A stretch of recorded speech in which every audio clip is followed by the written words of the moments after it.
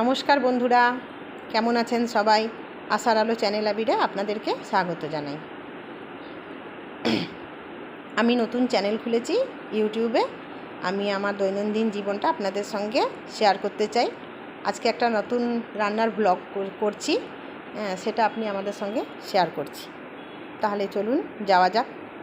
সকালবেলা ঘুম থেকে উঠে ছেলেকে স্কুলে দিয়ে এই একটু গিয়েছিলাম সবজি বাজার করতে। আমাদের বাড়ির কাছে খুব সুন্দর বাজার আছে, তাই সেখান থেকে এই দেখুন কতগুলো সবজি নিয়ে আসলাম, বেশ টাটকা টাটকা সবজি।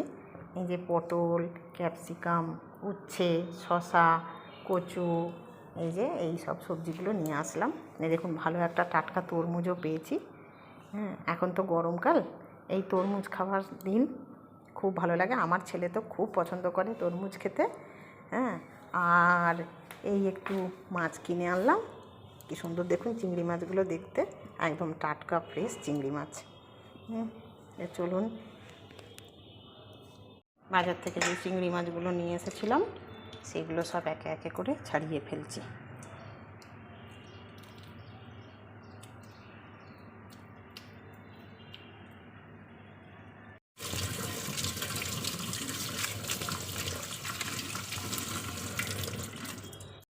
মাছটাতে 1 চামচ আর একটুখানি নুন মাখিয়ে রাখলাম, যাতে ভালো করে জলটা ঝরে যায়। অল্প একটু নুন দিলাম স্বাদ মতো।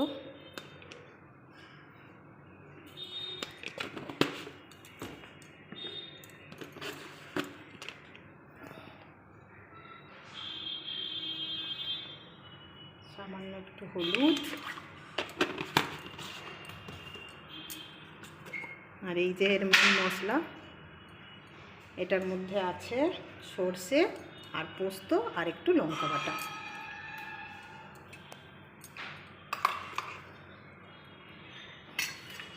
এইটা দিয়ে এটা হবে চিংড়ির ভাপে, এটা ভাতে হবে মশলাটা, রান্নাটা।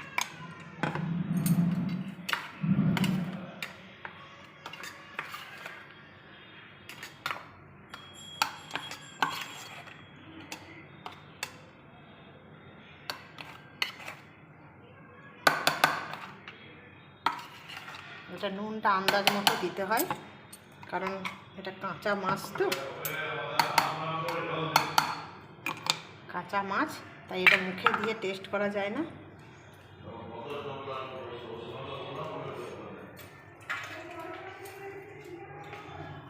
এটা সব পরিমাণ মতো বুঝেই দিতে হয়। আমার মনে হচ্ছে আর একটু হলুদ লাগবে, তাই আর একটু হলুদ দিয়ে দিলাম।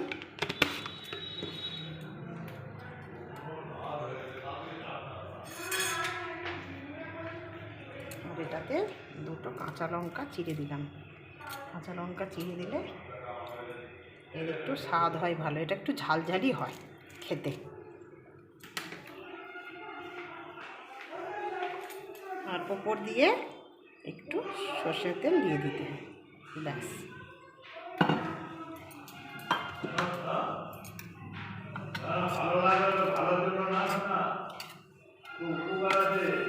এটা ভাতটা যখন ফ্যান গলানো হবে, তার আগে হাঁড়ির মধ্যে ঢুকিয়ে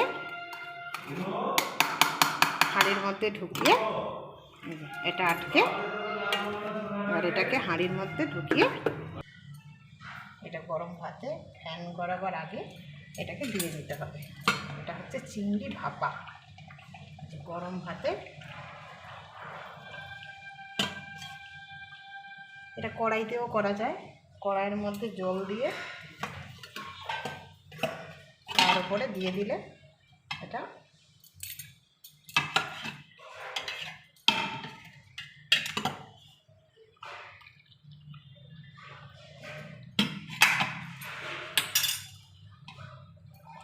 কিছু একটা চাপা দিয়ে দিতে হবে, ভারী জিনিস, তাহলে কী হবে, এটা সেদ্ধ হয়ে যাবে।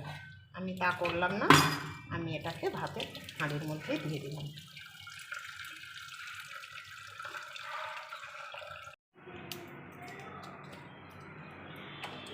কড়াইয়ে পরিমাণ মতো তেল দিলাম, তারপরে একটু এই 2টো লং, একটু এলাচ, একটু দারচিনি, একটা শুকনো লঙ্কা আর একটু তেজপাতা ফোড়ন দিয়ে দিলাম।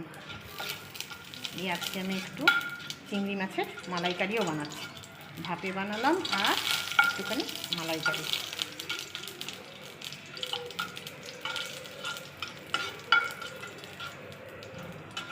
হয়ে গেলে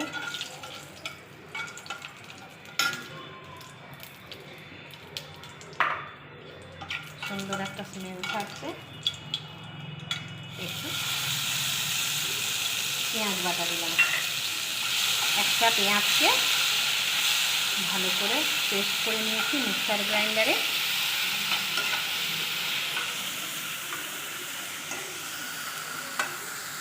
এটাকে একটু সামান্য ভাজতে হবে, হালকা একটু ব্রাউন হয়ে আসবে।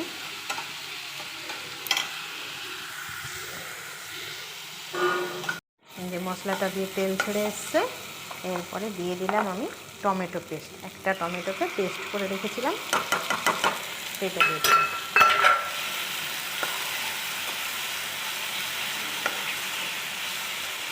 এটাও সামান্য একটু ভেজে নিয়ে তারপরে কাজু বাদাম বাটা আর একটু 2 চামচ দইকে পেস্ট করে রেখেছি। সবই মিক্সার গ্রাইন্ডারে পেস্ট করে রেখেছি।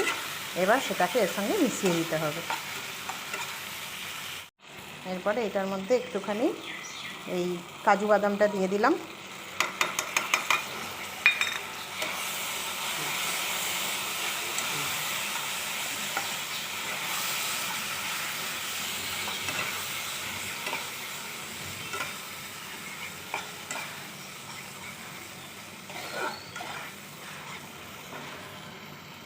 আর এরপরে দিয়ে দিলাম দই বাটাটা।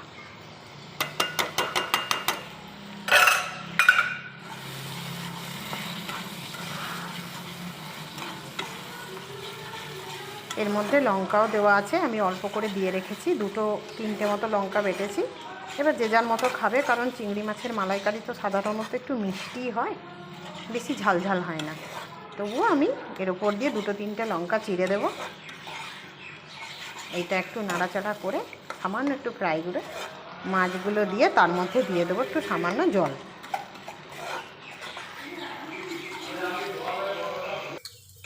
মশলাটা এবার কষাচ্ছি। এই যে দেখুন, কড়াইয়ের পাশে তেল দেখতে পাবেন, আস্তে আস্তে করে তেল এটা ছেড়ে যাচ্ছে। এটা ভালো মতো করে আর একটু নাড়াচাড়া করতে হবে 5 মিনিট। পুরোপুরি তেল ছেড়ে গেলে এতে জল দিয়ে দিতে হবে। এই যে মশলাটা এবারে কষানো হয়ে গেছে, তেল ছেড়ে গেছে। এবার এতে আমি জল দিয়ে দিলাম। এতে নারকেলের দুধও দেওয়া যায়। চিংড়ি মাছের মালাইকারি মানেই নারকেলের দুধ, কিন্তু আমি দিইনি, কারণ হচ্ছে খুব গরম পড়েছে প্রচণ্ড। আর বাচ্চা ছেলেরও খাওয়ার জন্য নারকেলের দুধটা খুব একটা ভালো না, কিন্তু দিলে এটার স্বাদ হয় আরও বেশি। আপনারা চাইলে দিতে পারেন। আমি এটাতে জল দিয়ে দিলাম আর 2টো লঙ্কা চেরা দিয়ে দিলাম। এবার এগুলোতে চিংড়ি মাছগুলো সব দিয়ে দিলাম।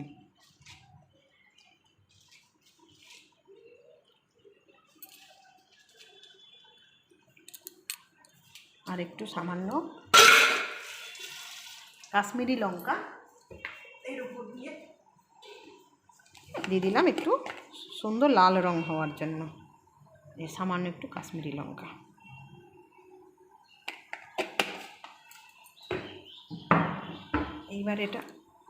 এইবার এটা ভালো মতো ফুটবে যতক্ষণ না পর্যন্ত চিংড়ি মাছগুলো সেদ্ধ হয়ে যায়।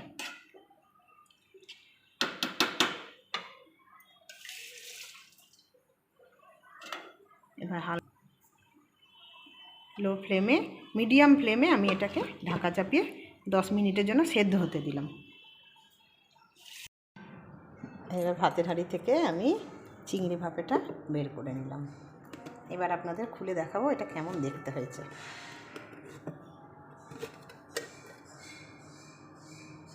এই যে এটা হচ্ছে চিংড়ি ভাপা। এইবার ঢাকাটা খুলে দেখি, আশা করি এবারে হয়ে গেছে। দেখুন কি সুন্দর লাগছে দেখতে, গন্ধটাও খুব সুন্দর ছেড়েছে। আর চিংড়ি মাছগুলো প্রায় সেদ্ধ হয়ে গেছে।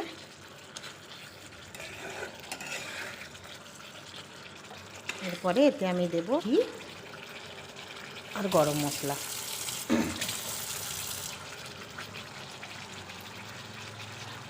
সামান্য পরিমাণ ঘি দিয়ে দিলাম।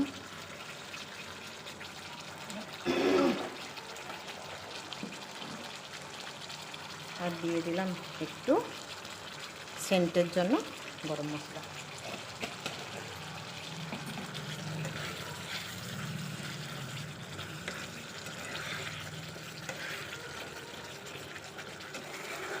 এই যে পুরোপুরি আমার রেডি হয়ে গেল চিংড়ির মালাইকারি। আজকে আপনাদের আমি দুটো পদ দেখালাম। একটা চিংড়ি মাছকে কী করে ভাপে দিয়ে রান্না করতে হয়, ভাপেতে, যেটা উনুনে না রান্না করলেও চলে, ভাতের হাঁড়ির মধ্যে দিয়ে দিলে হয়। আর একটা হচ্ছে ওটাকে বলে ভাপা চিংড়ি, আর এটা হচ্ছে চিংড়ি মাছের মালাইকারি। এরকম আপনারা ঘরেও বানিয়ে দেখতে পারেন। খেয়ে দেখবেন বানিয়ে কেমন হয়েছে, হয়ে আমাকে কমেন্ট বক্সে জানাবেন। আর ভিডিওটা পছন্দ হয়ে থাকলে লাইক, কমেন্ট, শেয়ার করতে ভুলবেন না। আর চ্যানেলটা সাবস্ক্রাইব একটু অবশ্যই করে দেবেন, যাতে আমি আমার নতুন ভিডিও আপনাদের সাথে শেয়ার করতে পারি। ঠিক আছে, আজকের দিনে তাহলে এই পর্যন্ত। টাটা।